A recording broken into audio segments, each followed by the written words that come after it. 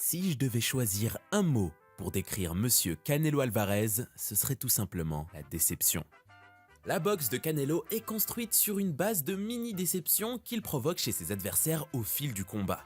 Il y a énormément de choses à dire sur ce boxeur, mais aujourd'hui, on va se concentrer sur son fameux crochet gauche qui a causé tant de dégâts. Viva Mexico, cabrones!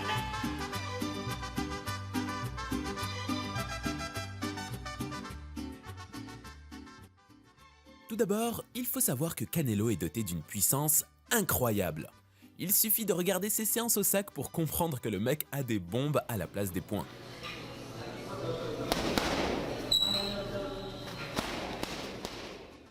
Mais pour connecter cette puissance, il faut une stratégie. Pour ce faire, Canelo utilise la déception pour briser ses adversaires mentalement ainsi que physiquement.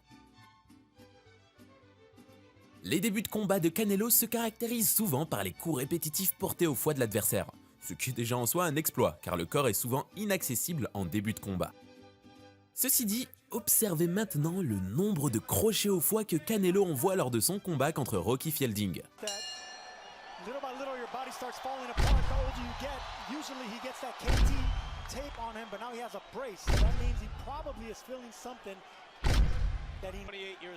On est seulement au premier round et on compte déjà 5 crochets au foie. Et ce n'est pas terminé. Une fois que l'adversaire réalise que son foie est en danger, le jeu de la déception commence. Canelo lance alors un crochet qui semble se diriger vers le foie de l'adversaire. Tout porte à croire que le foie de Rocky Fielding est une fois de plus en danger. Celui-ci baisse donc son coude pour se protéger le foie, sauf que Canelo change de trajectoire à mi-chemin pour aller chasser la tête de Rocky avec son fameux crochet gauche.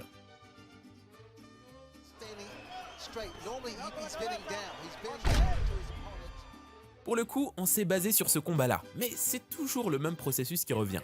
I gave that round to Canelo Alvarez. She's not giving no inch. She hasn't moved back. Good hook there. That's a great hook.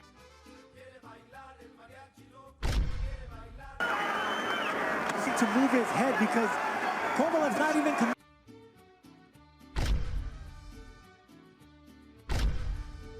Comme tu le vois, la boxe de Canelo va au-delà de sa puissance brute. C'est un maître de la manipulation mentale qui se sert de la déception pour créer et exploiter des ouvertures.